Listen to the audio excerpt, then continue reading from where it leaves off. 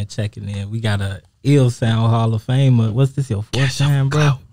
I ain't finna keep count. Y'all supposed to count. Oh, God. I think it's like your fourth time. We ain't supposed to say stuff like that. We supposed to just show the progress from everyone. Like, he was held in on the woo. Like, you're supposed to be like, he been on the show like 100 times. You feel me? Like, hey, that makes sense. You definitely done progressed every time. You feel me? You got that crocodile joint on. Hey, you see how I'm coming, man? You know? Too cozy in here, but we got you in the rafters, man. For those who don't know, man, we here with Don of CashOverClout. How you feeling, bro? I'm good. Shoot, I can't complain. Shoot, I appreciate y'all for having me up here. For sure. How y'all been? Been cool, bro. Last time you was here, bro, you told me some real shit. Now, I always fucked with you for this, but you told me some real shit, bro. You came in my intro, bro, and like you said, this intro was weak, but no cap though. I like hearing shit like that. I like hearing shit like that because I feel like a lot of people be playing with constructive criticism nowadays. Or they be like, they don't be wanting to tell you certain shit for you to grow. You know what I'm saying? That's funny, man. Nah, cause I feel like the introduction be everything to a show. Like how you open the show is how you close the show. So you open the show weak as hell, you gonna close the show weak as hell. You feel me? So let that be any advice to any, whether you got a podcast, you a performing artist, you rap, ain't no way you can finish better than you start, but once you start bogus, you gotta pick up the slack towards the end. So don't ever start off bogus like that ever, G. That shit bogus as hell. Nah, for real. And be open to feedback. You know what I'm saying? A lot of people will be like, man, what? Right. But nah, I appreciate it. It's my show. For real though, bro. But man, what's new with you though, dog? Shoot, I got a store now. Shoot. So let's talk about it. Shout out to Royal S&A. That was the first retail store to pick up my brand. And we was doing so good I was doing so good in the store, you feel me? That it was like they reached out like, you know, you be coming up in here sweeping the floor, you be doing this, doing that, you act like you work here. Oh God. You know what I'm saying? So how you feel about like just having a little space where you could just curate the experience for the customer to your liking? And then I agree, you know what I'm saying? So that's what I got going on now. And then that kind of led into not just that look. Okay, so I don't know if y'all ever been to Nordstrom on Michigan Avenue. So Nordstrom got a Louis Vuitton store inside of the, and it's basically just a little corner, but it's a Louis Vuitton store though, you know what I'm saying? So when you walk in, Nordstrom is one thing, but then when you walk in LV, it's a completely different, like they govern themselves, even though they in Nordstrom. Yeah. They go by their own rules, it's their own environment, it's a whole completely different customer experience, you feel me? So that's basically what it was for me, a similar, you know what I'm saying, business layout. But from there, I was able to bring in a bunch of inventory to help the skate shop itself make more money. So now I'm throughout the whole store, not just that little pocket in the store, you know what I'm saying? So now it's not just like I got a space. Now I'm a big part of the skate shop itself, you know what I'm saying? That's dope, man. Yeah. Last time you was here, we was actually talking about getting into skating. And it's crazy how you just jumped right into it. Cause like I said, that was the first place that carried my brand in what year this is? 2024? Okay, so 2023, it was 5 retail stores that carried my brand. And the skate shop, Royal S&A, was the first retail store to do that. So not only was they the first to do that, I got my first sale out of a store, and I got I don't know, it was my first everything, really, like real shit. So as the year was progressing, more stores was carrying my brand, you know what I'm saying? But in 2024, once we made this move, I basically just pulled my stuff out of all of them stores. I was in Iridium, I was in Fullerton Avenue Street Market, I was in Your Hood Heroes in Pilsen, and I was in the skate shop, and they got 2 locations. So that's 5 stores all in one, you know? So once we did that move at the skate shop, I just pulled all my inventory out of these other stores so we could just drive all the traffic to the skate shop, you know what I'm saying? So that's what we doing right now. Man, speak on the evolution of CashOverClout, bro, because not a lot of people know you were a rapper. You know what I'm saying? But now you in stores, bro. You're curating layouts in stores, bro. Like that's growth, bro. So explain that. Basically, I just started off doing music. I don't know exactly. I don't remember what year because it was so long ago. But I started off doing music before I even came up with the phrase CashOverClout. And you know, we had a little movement rolling or whatever. And then that year that the Chirac movie came out, I was involved in that little scene a little bit. And in that process, I came up with the phrase. And that's what just me and my creative homies, we would run around and just. We wasn't really no group, but we was like we would just run around saying that all the time, and it was kind of like, you know, a little clique of creatives, I guess you want to call it, but not officially, cause that ain't what we was calling it. You know what I'm saying? It was just like something I came up with. It was catchy, so everybody around me got to just gravitating towards that. So it wasn't no brand for a long time. Then 2020 hit. I kind of fell back from the music and got off into like fashion and stuff like that during the pandemic or whatever. And as soon as I started my brand, my stuff started taking off, you know what I'm saying? So that was 2020, it's 2024 now. So it's basically almost 4 years in, you know what I'm saying? Cause I started in December of 2020. My first drop was December of 2020. So, yup.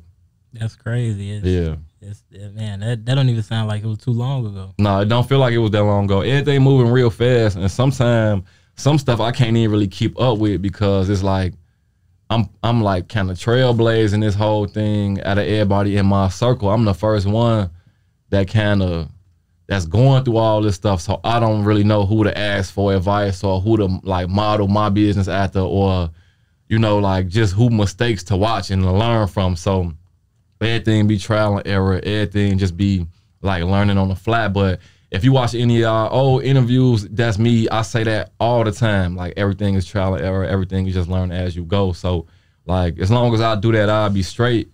But it do be kind of rough having the experience and learn at the same time. You know what I'm saying? But it is what it is though. But y'all see the progress though. So I ain't tripping.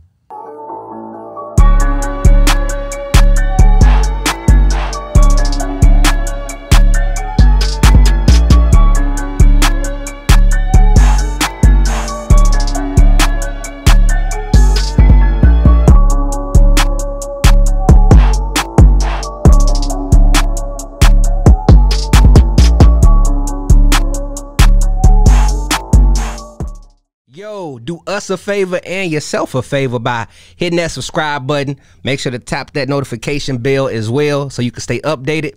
Now let's get to the video. Now, man, you say that, well, since the interview has been started, it's been a short amount of time, and along with your fashion brand taking off, but through the steps, bro, you took a lot of pivots. You know what I'm saying? Like you working, on God, you real life working on your footwork. You know what I'm saying? But yeah, and that come with ups and downs, you feel me? Like I be saying, you know how many L's I don't, bro. That's the ongoing theme. Like you just gotta. It be a lot of ups and downs. Like it look like I'm up right now from what I post. You feel me? But I be taking a lot of L's behind the scenes, especially with like my manufacturing. Like I gotta shut down my whole business relationship I got with my manufacturer. You know what I'm saying? Like they kind of ran off on me just recently, and even before that. They was messing up all my stuff, like literally almost everything we was doing together, like, you know what I'm saying? And that be the stuff I don't really broadcast, so people don't be knowing about it. They just see what I'm showing them, you feel me? But like, it definitely be a lot of like good and bad going on, you know what I'm saying? So what's good is like, I got the storefront going, you know what I'm saying? Like, I got foot traffic coming in there every day, more and more customers coming in every day. But on the flip side is like, for my personal brand, that's on a halt right now because I ain't even really got none of my, that's CashOverClout to sell to the people. I got like shoes, Nikes and Mikes and, you know what I'm saying, Supreme, Bape, stuff like that.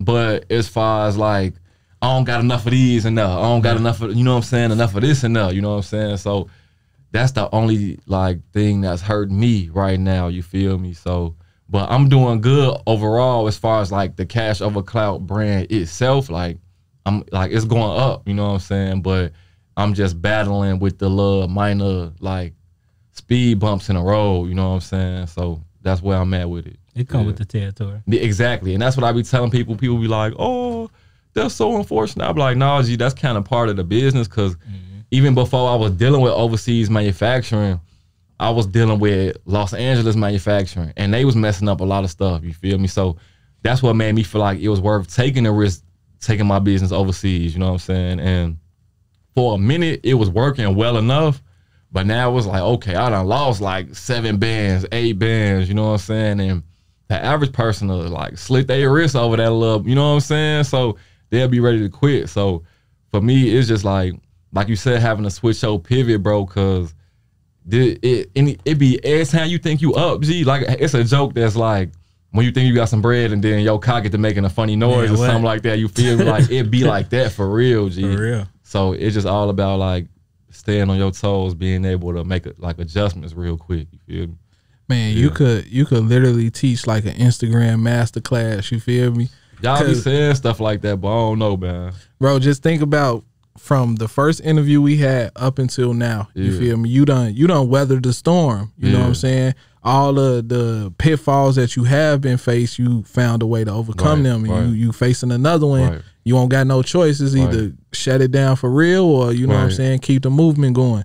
And you literally have people that fuck with you, bro. Like I seen I can't think of his name. You posted it on Twitter. He posted it on Twitter too. He went to the Bulls game. Oh, he goes home. He goes home. Shout out to bro. Yeah. He pulled up on you to get fresh to go to the Bulls game. And he spent some hundreds in the store. You feel me? Like and the thing with him, he about one of everything in his size. You feel me? But I only had one shirt in his size. You know what I'm saying? So he like, man, you know, all right, let me get something for my girl. Let me get something for. So he went through the whole shop and bought a bunch of stuff that I didn't design, but I had it for sale. You feel me? So that be the little things that keep me afloat. But and also too, like the last time we was talking about like jobs and all that. Like, and I ain't had no job since October. You feel me? So I've been keeping it going. It been a struggle, but yeah, and I don't know, but yeah, bro definitely been supporting. You know what I'm saying? So shout out to Fool. You know what I'm saying? On me.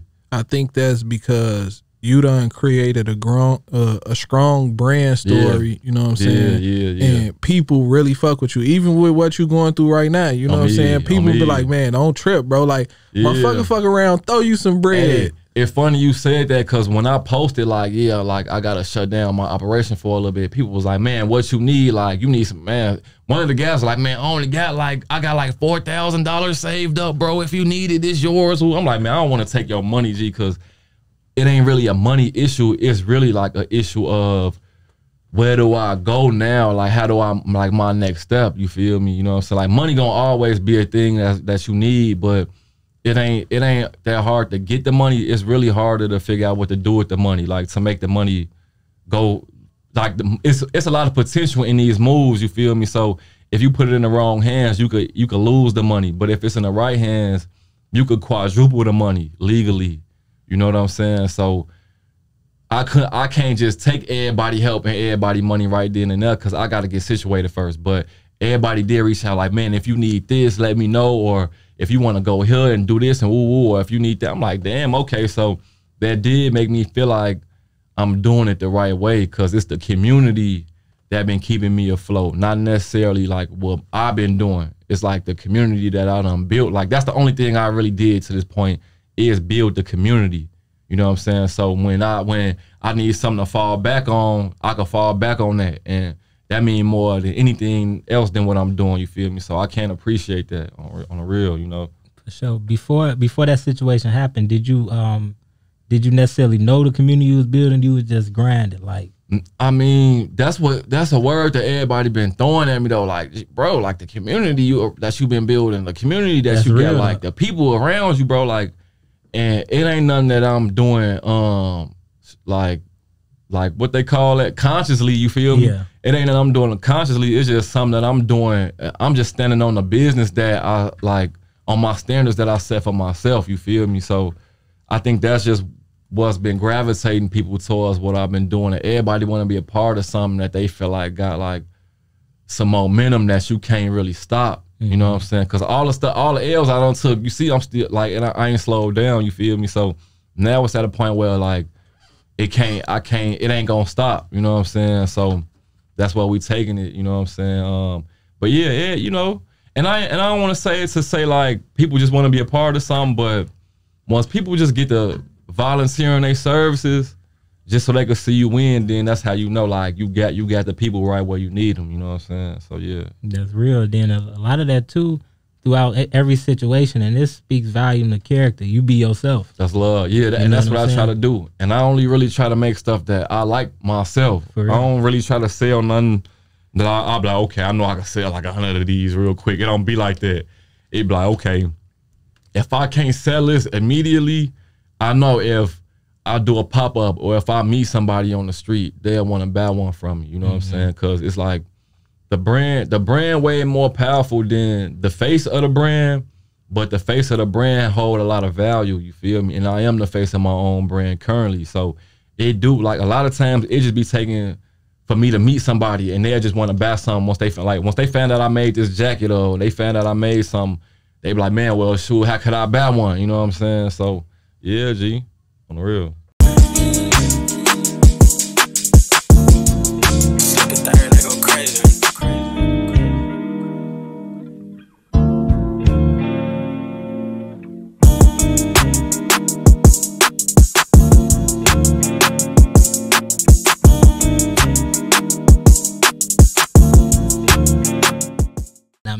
I got some questions about the coat, man. I was on your site, you know, and I seen that it said coming soon. So talk about it, man. What you at with it? I ain't never drop them because so basically with the fashion stuff, like as far as how I go about paying for stuff, one hand wash the other. So I might get some hats and sell them to pay for some hoodies. For sure. And then sell that to pay to get some jackets made, and then sell the jackets, and then whatever I make from the jackets that go in my pocket. You feel me? Like sometimes that's how you got to do it. Take you know? a couple, flip a couple. Yeah, you know what I'm saying? So when I started that whole process of getting up to the point to having the bread for the jackets, that's when I started having them issues with my manufacturers, and like they sending me stuff that's bogus or it ain't right. The size and the fit of it ain't right, or the print's bogus. So I recently did a giveaway at a Salem skate park a couple months ago, and what that basically was me taking 50 shirts that I ordered and paid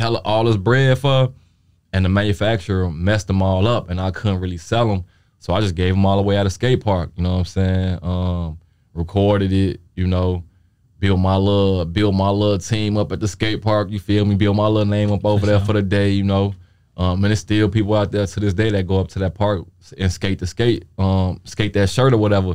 But I'm saying all that to say, like, I lost a lot of bread giving away them 50 shirts. You know what I'm saying? 50 times 70, y'all do 75. 50 times 75, y'all do the math, and y'all tell me how much money y'all lost on. That's one drop. A lot. That's one drop. You know what I'm saying? So gonna do the math for real. Right. What's up? Right. So you take that number and then you tell me how that'll feel to lose all that money plus the initial investment that it costed to get the shirts made. You know what I'm saying? It wasn't cheap to get the shirts made. Might have cost me like $800-900 to get them shirts made, plus whatever I lost from what I was supposed to make. $4,500, $4,500. You know what I'm saying? Right, somewhere around that. So once I lost that bread, that knocked everything off track. But they were supposed to replace them shirts, and they got into the process of replacing the shirts. But for whatever reason, I never ended up receiving those shirts. So that's just money down the drain, you know what I'm saying? So I was never able to fund this project and this project. Like I was supposed to make these hoodies, some mohair hoodies, just like an exotic wool that a lot of designer brands use, you know what I'm saying? I wasn't able to pay for that because I lost all that bread. I wasn't able to do the jacket. So I really was doing, with the jackets, if you notice, it's certain people out there with these jackets, but they was willing to do like a made-to-order type of situation, you know what I'm saying? Y'all call it the pre-order method, you know, but really they just, they gave me a deposit. I made the jacket to they liking, to they fit, how they want to fit, whatever color they wanted, whatever material they wanted, you know what I'm saying? So you got a couple people out there that got the jackets, but I didn't necessarily offer it as like a made-to-order type thing because I don't really like doing pre-orders. But with my frequent customers, they were so thirsty to get one that I was like, okay, if you want to send your bread, you can send it. You know what I'm saying? I ain't gonna turn your money down, but this ain't something I'm promoting. So that's how all that turned out. Yeah. You actually put a lot of care and quality into your brand, sure. bro. Like a lot of people think just starting a clothing brand or a fashion, whatever you want to call it, urban line, whatever. Right. That I can just go grab a heat press, you know what I'm saying, and do this shit, you know, and then they'll charge $75 for a tee that ain't gonna work, you know what I'm saying? Yeah. And man, I got a tee out there, bro. I done had this tee for a good 10 years, bro, and I ain't wore it in a long time. I pulled it out the dresser the other day, bro, and when I was rocking the fuck out this shirt, bro, but it lasted, and there's no blemishes in this shirt, bro. Like this shirt held up 10 plus years, bro. Yeah. So when you look at people that put the quality and the time into that shit, because like you just said, bro, you got these jackets tailor-made to the people that bought them. Right, exactly. That take time, bro. And who ain't too many people that could say they got a jacket tailored to their fitting. You know what I'm saying? Like that's how they used to do it back in the day. Everything was tailored, you know what I'm saying? Everything was made to your body type. So yeah, you know, that's what we doing, you know. That's cap. That's why I feel like the community that you rocking with, they appreciate what you bring into the table. That's love. Because you bring in LV quality, you know what I'm saying? Right, I don't want to say to the hood, but to the average consumer. Yeah. I wouldn't even just throw the name LV out there because they just been around for so long. But if you want to speak on like the process, the hands-on process and the attention, like this little stitch line is like a 1/2 centimeter off, or like, you know, nitpicking like the detail, then yeah, you know what I'm saying? Because I will do that. And I will tell my manufacturer, like, man, like this is a 1/2 inch off, you feel me? Like y'all need to do all that over. And they'll be upset, you know what I'm saying? But it gotta be like that because it serve a purpose, you know what I'm saying? I ain't just doing this and that because it sound cool, or because I'm doing it because it got a purpose, you feel me? The material that I use, it serve a purpose in conjunction with the kind of the heavy prints that I'm doing, you know what I'm saying? You can't put no heavy ass print on no thin ass shirt, and that a shirt look raw as hell and the print raw as hell, but it's uncomfortable on your back because you can feel the heavy ass print on your back. Like people just be doing shit, they don't be knowing what the purpose of things is, you know what I'm saying? So that be really the reason I pay attention to detail, because it's fashion, but the shit got a function too. Even though it's just a t-shirt, the shit supposed to have a proper function. Like people underestimate the function of a good t-shirt, you know what I'm saying? So people never think about that. They just think it's a t-shirt, you know, but everything got a function. Everything is done the way it has a reason for the way that it's done, you know what I'm saying? So that's why I pay attention to detail. And the people who notice, they stick with you. They be like, damn, okay, this nigga really, this print is like abnormally huge. Like this print is like 4 inches wider than the average print. Like it'd be people who be approaching me like that, like, man, how was you able to do this? You know what I'm saying? Or it'd be people with brands, or it'd be people with, like recently I did a pop-up shop and it was a dude, he got a pretty big print shop in the city. He was like, man, how is you able to print 20 inches wide on a shirt? We only can print 14.5 inches wide on a shirt, you know what I'm saying?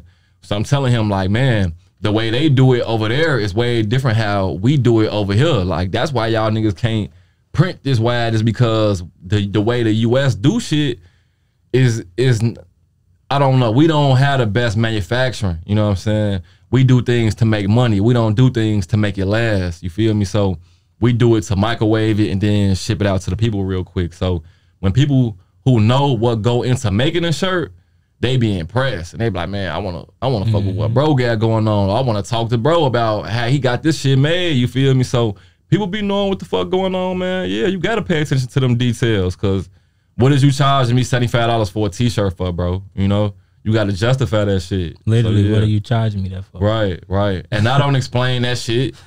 I don't be explaining like everything. Not gonna care. Everything in the description is on my website, but when I'm outside and you just can't notice, you can't feel while I'm charging you $75 for the shirt, I'm not finna explain it to you. I'm just be like, man, I'm not trying to be rude, but this just may not be for you, because I'm not a salesman. You feel me? I'm not out here selling this shit. This shit sell itself. I put all the effort into making it sell itself. You feel me? So nah, if you don't understand why it's $75 when it should be $200, you feel me? Truth be told, but yeah. So I never explained to a nigga like, yeah, this is why it's $75 because nah, G. You know, so yeah. When a nigga see this jacket, they know this bitch 500. You know what I'm saying? Mama, that motherfucker look good. They think it's a vintage Pelly. They be, okay, yeah, I see you, bro. I ain't even mad at you. If they ain't got it, they ain't got it. But they be mad. I understand. You know, so yeah. Now you got the storefront and you got the e-commerce. How important is monitoring like analytics and everything nowadays? That's everything, because you just got to figure out where the money going, where the money flowing, where the money coming from, where it's gonna end up at, like where. Who paying attention, who the market is to, the analytics be everything. I'm a numbers guy anyway. Like even when I was doing my music, the numbers, it's always about numbers. It's always about the demographics. It's always about what cities you done reached, what cities, where you going. It's all about analytics, you know what I'm saying? How many walk-ins did we have into the shop today? Oh, did you hear about us on social media? No, y'all just walked up in this bitch? Okay. Like we got 30 walk-ins today, but nobody came in from social media. You feel me? Like, so that tell you, the analytics tell you what you doing good at and what you not doing good at, what to improve at, what ain't working. You should stop doing this because this ain't working. It's everything, you feel me? So yeah, to make it short and sweet. Pay attention to all that shit. All right, I got 2 more questions, bro. With that jacket, was it difficult for you not to put CashOverClout on it? No, it's easy. It's easy, but some people ask me why I didn't put CashOverClout on the jacket, but at the same time, I be wanting to make stuff.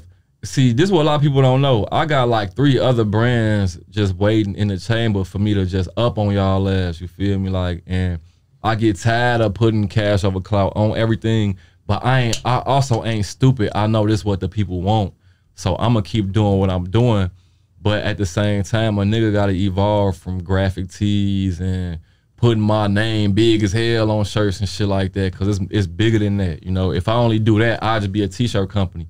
But I always wanted to be a more, not a luxury brand, but something more high end. I don't want to call it luxury. I don't want to call it streetwear. I don't know what box you would like to put it in, but I always just felt like people deserve nice things, and I want to make nice things. And it's branded in the jacket, all on the inside of the jacket. So I don't know. I just feel like with a brand, it ain't just about the name. It's about how you do shit. So if I make my jacket the same way every time, just in hella different colors, and if you know my brand, you gonna know that's a CashOverClout without seeing it on the jacket. You feel me? And that's the point. Like, it ain't just about the name. It's about doing what the name represents consistently.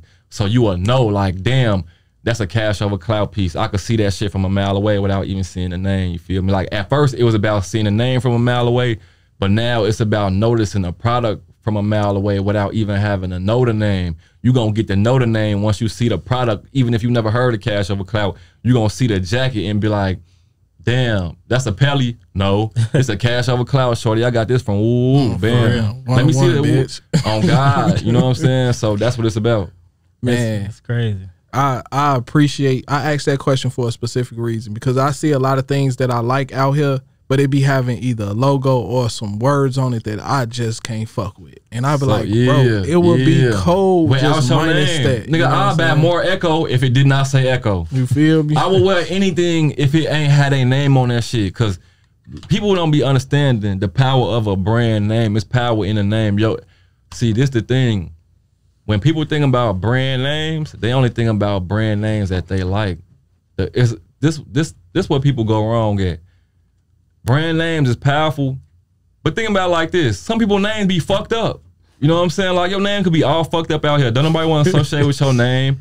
So if your brand name all fucked up, what you think gonna happen? Like, Echo is like, nobody want to wear that shit. Nobody want to wear nothing with the rhino on there, none of that. But they still make good quality clothes, bro. You feel me? Like, if I could get a hold of Echo Manufacturing, I would work with them people. No bullshit. You feel me, G? And yeah, you know what I'm saying? So yeah, it's just like sometimes you don't want to overdo the name branding. You don't want to overdo the branding. Sometimes you could brand yourself with a color, or you could brand yourself with a feeling. You could brand yourself with a texture. You could brand yourself with a sound. You feel me? When you turn on your PS1, you ain't played PS1 in hella years, but when you turn it on and close your eyes, you gonna know your PS1 turned on just now. You feel me? Your Xbox just turned on. Like, you know that shit, cause it's within the package, the branding package. You feel me? The overall experience. You feel me? So it ain't just about the name and the look of the name. It's about how you package everything that come along with that shit. It's like that iPhone ringer, the standard iPhone ringer. G, you already that's know a part of the brand. You know a nigga got an iPhone in his pocket without seeing that bitch. You feel me? So that's what it's about. So when you see me with all leather, the collar leather, the ribbon leather, it's that signature croc skin that this nigga always using. I don't know what he like about that shit, but he always got that shit. You feel me? Like, don't no other brand use that shit. And if they do, they put their name big as hell on the back. So you'll know, like, okay, that's bro shit. You know what I'm saying? So yeah, it's crazy. It's a word that I'm looking for, but like literally, you turning into like what your brand is without branding it on that jacket. It's still CashOverClout. You gotta think like, as far as like restaurants, when you think of like yellow and red, you think of McDonald's. You feel me? When you think of like laundry detergent, the color orange, you think of Tide. You feel me? It's like you gotta so like certain, I can't explain it, but this shit all psychological. You know what I'm saying?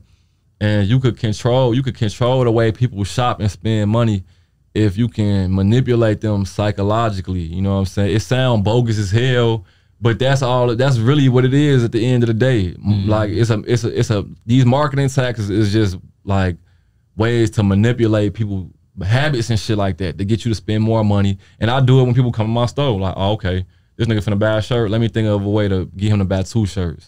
Or let me figure out a way to get him to buy some shoes too. You know what I'm saying? Like, I just manipulate a nigga into coming out their pocket more. And I shouldn't be saying this on air, but I'm telling you, the same way when you go into Nordstrom, they gonna do you the same way. Or when you go into Saks, Gucci, LV, they gonna do you the same way, bro. So you might as well fuck with me. The hoes was doing in Jimmy Jazz. Oh God, you feel me? It's lighting that's in certain stores that make you shop quick, so you can buy more. Smells, all types of shit. It's at like stores like H&M, the way the lighting is made you look better, make you look better than what you actually do. So when you take it to the crib, it don't even look the same.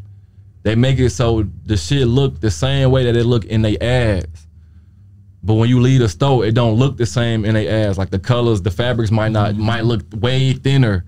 Like lighting is powerful. Lighting is everything. You could tell that to a photographer. They'll tell you like lighting is the most important thing out of anything, because it can change the way everything looks. You know what I'm saying? So yeah, G, they got that shit down to a science, bro. How they put the mirrors up, the paint, the color of the paint, the music they play, like you said, the light, all of that, G, is to make you spend more money. Or it's to scare away certain people. Like, man, we don't want these niggas shopping here. Put the lights on like this, or put this type of music on. God, G, yeah. For real.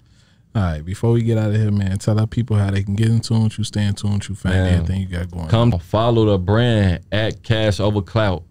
Follow me at Don of CashOverClout. And that's on all platforms.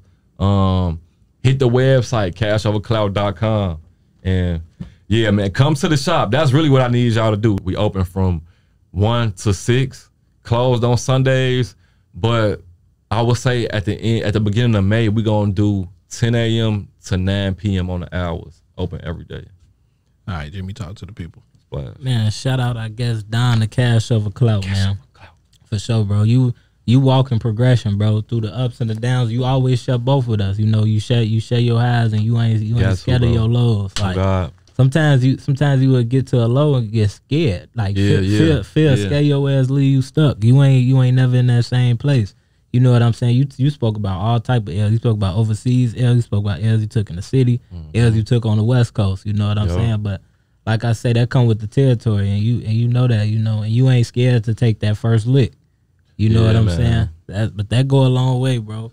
You know, and shoot, like I say, I was on the site and I seen that jacket. I seen you promoting on IG as well, when it was in the early stage. Yeah. But it's good that you got it. You know, you got it living and breathing on you. You know what I'm saying, for sure. And the hoodie hard. That's love. And I know we gotta wrap this up, but to expound on that, somebody told me, like, if you start your own business, it's gonna take you 10 years to be profitable. And this finna be, who said that? Ice Cube. He said in an interview. I ain't know that, but I'm going on number 4, and like it's a lot of rocky shit that's been going on, and it's a lot of progress I done made. So I'm just enjoying like the journey. You feel me? That's what's really keeping me going and shit. You know. Got to, bro. So, yeah. Big ups to you, man. Appreciate y'all, styling, man. Bro. We looking for it. Like I say, the door's always open to That's you. love. That's so, love. hey, next time you come in, there's gonna be some more shit going on. I already know of it. Love y'all. For sure that, man. Follow Ill Sound Radio, ILLSOUND Radio. Follow me, Groove Nuke, GROOVNUKE, and download that iLLANOiZE app, man. Stream your music 24/7. Submit music, all that good stuff. And Jay, what you got to say to him? Man, a lot of this shit go without saying, bro. Love, like, bro. Keep grinding, keep growing, keep shining. Don't never stop. You know, they say, you know, bullshit happens. You know what I'm saying? It's all about how you deal with that shit. Because, man, at the end of the day, man, we all grown in this motherfucker, and we know how life get, man. That shit unpredictable as fuck. You could wake up healthy as fuck one day, and you know what I'm saying, next day be full of some bullshit. So everything that you going through right now, it's only gonna make you stronger. You know what I'm saying? I'm pretty sure you gonna have some major brands reaching out to you, bro. You know what I'm saying? Whether that's from them seeing your brand out on the street, or that jacket fucking fire, bro. Like, that motherfucker cold, that's bro. Love, bro. That's love. For a random person to ask you, like, is that a Pelly? We know what the Pelly meant to our culture. You know what I'm saying? That shit was flattering, bro. I ain't gonna lie. So for that, bro, and for you to be the creator behind the shit, bro, starting from where you started up all the way up until now, bro, like, you got some special shit in you. You know what I'm saying? Bro. And I don't know if you understand or if you even tell yourself, like, bro, I'm a special ass nigga. But you know what I'm saying? Like, everybody not a visionary like that. That's you know love, what I'm saying? Bro. Even with you saying you started just coming in that bitch sweeping like shit. Oh, God, nigga, I'm finna do some shit. You know, normal motherfuckers can't even humble themselves to do some shit like that. You know what I'm saying? So just keep grinding, keep growing, bro. The opportunity and that big break coming for you, bro. That's love, I know bro. you. I seen when you made the post that you took that L. Oh, God, shit, bro. Man, that shit hurt, gonna G. come back 3-4 times, bro. You just gotta stay down, bro. That's love, G. For real. Man, shout out to Don the CashOverClout, man. Let's get it. Love, G. Ill Sound Radio, we gone. Signing out.